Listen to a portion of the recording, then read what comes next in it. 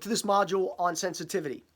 I want to cover a little more detail on some sensitivity exercises that you can start to do to make your sensitivity to the chi even greater. Now, you've got your sensitivity to your chi, and then you've got the sensitivity to others' chi. Obviously, you want to become an expert at recognizing different types of energy, whether it's yours or whether it's somebody else's.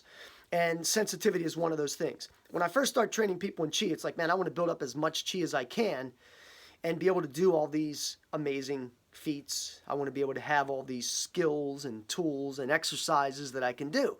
Well, part of that is being sensitive to the energy and recognizing it. Now, I'm going to go through a couple different scenarios here with you. We've already talked a little bit about it, and you can see it in a lot of the courses I have, but I want to put it into your mind that sensitivity training is not just when you're doing your meditations, when you're doing your exercises. Sensitivity training is 24/7. That being said, your chi is on 24/7 unless you give it the command that you want to mute your chi. So again, you've got to give commands to your body, to your mind, to your spirit of whatever you want to accomplish. This is the way you've got to go moving into the future. You can't look at it as just an exercise you do. You're building up your energy. It's wonderful, right? It is wonderful. However, you have to be aware that you're building up a powerful energy source. You're building up something that once you build it up to a certain level, it's on all the time. So that means if you're in a bad mood, you're upset, you amplify that chi out. If you're in a great mood, you're happy, it amplifies that. If you're sad, it amplifies that. So for individuals that have a tendency to be depressed and have feelings that direction, you need to be very aware of the sensitivity, because things that are sad could pull your chi into that direction. You need to really understand this factor, because this is a powerful method. You will accelerate and amplify all the emotions that you currently have in your body right now. And if you're not aware that, okay, my chi is now amplified and I'm in a bad mood, it can only turn disastrous. So please follow me on this. Now, what I mean by that is that if you're a champion bodybuilder or an athlete or even an actor or an actress or a musician or an artist, you constantly are thinking of your craft. If you are an artist of any kind, an athlete could be included there, that has a skill set that you're constantly looking to get better at, you're always thinking about it. You're always in the game for the most part. If you're an artist, you see something, even when you're out with your friends and you go, okay, I'd like to make a painting of that. If you're a writer, you hear about something, maybe even in the news, you go, I can write a story about that. I can create something from that. If you are a chi practitioner, you start to feel all the different types of sensations that are out there. So as you go to work, as you go to school, everything that you do is building up this sensitivity. And as you increase your chi, you're getting stronger and stronger. Now, a couple different ways to focus on sensitivity. We've covered some of them. You can go back into some of the other, the Chi Power Blueprint. You can go into the Mind Portal as well as the Internal Power Centers. You can learn a lot about sensitivity. But I really want to instill it in your mind that it's a walking 24/7 job, if you want to call it that. Because if you want to get good, you're on all the time. Now, there's a couple different sensitivities. Number one is when you're doing your meditations, you're focused on a certain outcome, a certain type of thing. So, for instance, that could be a guided meditation. You've got plenty of those in the Mind Portal system. There's a lot of guided meditations. I've also given you some guided meditations or instructions that you can use in this system as well. That is something that you're paying attention to somebody's voice. We also talked in one of the other modules about you having a training partner. A training partner can guide you and say, as you're doing your meditation, say, focus on this now, focus on that now. Okay, focus on your toes only, focus on your fingers only. You can do the same thing. Now, the other thing you can do is I'm in my office / studio, and here, above here is an apartment that my daughter is in. And so you've got a shower and a bathroom. And then over there, you've got a kind of like our storage area. And then we've got two doors, one door there, one door there. We've got two sets of stairs. So if I'm doing a meditation and my pure focus is recognizing every little sound that is in here, and I've got a lazy boy chair right there that I do a lot of my meditations from. It's comfortable for me. Is sometimes I will focus on recognizing every sound that is in the room. So if I hear the pipes running, if I hear somebody come down the stairs, can I tell who it is based on the way they're walking? There's stairs out there. If I hear somebody walking up the stairs, there's a door over there. If somebody comes in the door, who's coming in the door? There's a door here. If somebody comes in the door, what am I feeling? Okay, so you got those two different representations. You've got a sensitivity where you're trying to exclude all the noises, right? Blinders on. And then you've got the other where you want to be aware of every sound that's out there. Reason why you want to do this. Because being hypersensitive, you want to be able to articulate danger signs. You want to be able to articulate in your mind things that are going to cause you, let's say, to attract something to you. So you want to be able to go into a situation and know if it's good or bad. You want to be able to go into a neighborhood and you can feel it immediately that maybe you should get out of there. You want to be able to go into a business meeting and know that this is going to be a great situation for you. That's what you want to do. And so how would you do that? Part of that is sensing everything in the room. That means sensing everything in the room. Now, as you take a look at the room that you're in right now, I want you to just take a look around and notice all of the things that are in the room. All of the things that are in the room you can feel with your chi. So for example, I have a couch right there, I have a chair right there, I have jackets hanging up over there, coats and jackets. I've got a TV on the wall. I've got a heavy bag. I've got a body opponent bag.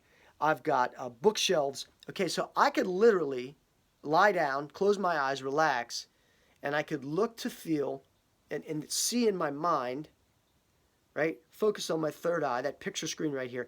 And I can focus on the couch. What does that couch feel like? Can I feel it? Can I feel the bookshelf? Can I feel the television set? Can I feel the coats that are hanging up right over here? Can I feel whatever it is I want to feel? Same thing's true when you're in your bedroom, is you want to be able to feel things. You want to be able to recognize when there's a disturbance in the force, so to speak. So if your cat or your dog were to walk into your room, could you immediately recognize, wake up, and be prepared?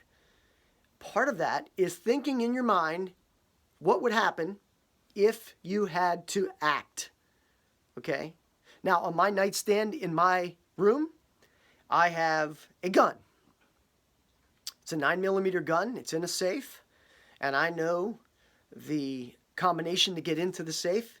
And occasionally I will practice lying down, hearing something, getting up, going into the safe, putting the clip in, pulling it back, and being ready to go. And then I time how long that takes. Now that might sound extreme to some of you. And some of you are thinking, hey, you're a chi man. Hey, you're a martial artist. Why would you need that? That's a very good question. But the fact of the matter is, if you want to be prepared totally, you're prepared totally. You see? And that gives me a reassurance, not to mention the fact that my wife also has the combination. And if it's needed, it's there. Okay? But if I didn't have that, and when I didn't have that, in fact, I still have a knife by my drawer. I still have a rattan stick by my drawer. And so I've trained myself over the years that if something were to set off the triggers, that something's wrong, I know exactly what I'm doing in terms of that sensitivity. I'm going to grab the stick, I'm going to grab the knife, I'm going to grab the gun. Okay, this is how you become sensitive to the surroundings around you. Same thing with your car, same thing when you're driving. But it's a 24/7 thing. When I first mentioned this to people, it's kind of like, what does that have to do with the chi? Well, that has to do with the fact that you're building this physical chi.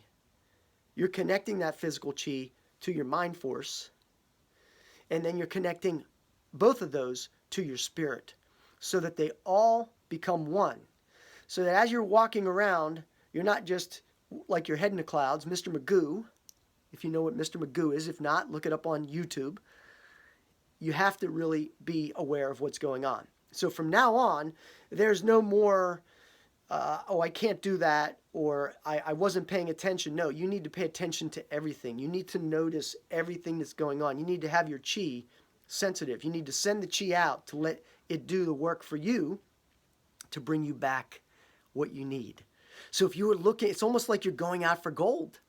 And you go out and you let your chi lead you, and you say, chi, I'm going out here now. And I always just say, hey, my subconscious mind, I'm going out today. I want my subconscious mind to arrange for me to meet the people, the opportunities, the situations that I need in order to get me to my goals for this year, whether they be physical, monetary, business, whatever the case might be. And I just know that when I go out and I have that sense that I am going to recognize it when it happens. I'm certainly going to recognize it a lot more than if I don't say that. That's what sensitivity is all about, is recognizing it first. You must first have a conscious idea before it'll go into the subconscious. So just like I have the knife, the stick, and the gun on my dresser, if I didn't have them there and I never drilled that, if somebody were to come in my room, I wouldn't even know what to do. I would be like, okay, I'm gonna go box. I'm gonna fight. What am I gonna do? No, I already know what I'm going to do. Doesn't mean that makes it any easier if that situation happens. Well, the same thing is true when I go out in public and I'm just living my life. I'm looking for everything to affect me in a positive way. I expect that every single day, that everywhere I go, I run into the right people, the people that are going to provide me something, even if it's a smile. That's part of the sensitivity. Even if it's a little shot of energy that I say, well, I like that. And you'd be surprised. Well, you wouldn't be surprised. You might be amazed that I run into some really unique people as a result of that. So I want you to practice these sensitivity issues, and I want you to be so sensitive, especially in your bedroom. You want to get to the point where if you hear a sound, and you can practice it, if you hear a sound, you just get up immediately and you get prepared. Whether it's a knife, a stick, a gun, whatever. Okay, you get up and you're prepared. And you do that for a number of times, and then it starts to become ingrained in your system. And the same thing is true with every other aspect of the chi, is you drill it over and over and over again until you get really good at it. Same thing's true with anything as far as attraction, healing, whatever the case might be. You take the technique and you put it here and you expect it first, and that's how you get good at it. So if you're just starting and you want to move an object, you think about it all the time. How do I move the object? Is there a way I can get my brain to sync it up so that I can move the object? And you will get the answer. Your mind will provide a lot of answers for you. You've already got a head start over most people because you have this energy, you have this mind force, and you have this spirit connection that you're building. You're building it, and it's building as you go. And it's getting bigger and bigger, and your chi's growing. And your mind force is creating those connectors every time you do one of these exercises. And your spirit, you're opening up your spirit because you've got your third eye that's starting to blossom. And again, I have no timeline on when it's all going to come together for you. And oftentimes it comes together, right, like this kind of, and it works for a little bit, and all of a sudden it breaks apart. And then all of a sudden, you work a little bit more, and it comes together, and it feels really good, okay? And even at my stage, I've been doing this over 20 years, I can't say that I'm like this every single time because we all have issues that we deal with. And so you have to realize is that because I know that, then I'm not always with all three of those triad pieces together. I think about it and say, okay, let's get it back together. Let's start working it to get it back together so that I'm more like this, getting it to work, than way out here, if that makes sense. So anyway, I just wanted to give this quick tip on sensitivity. Please use these exercises and techniques and understand that it's more powerful than you think, and you'll get better results than you can ever imagine. Thanks for watching, and have a great day. So long.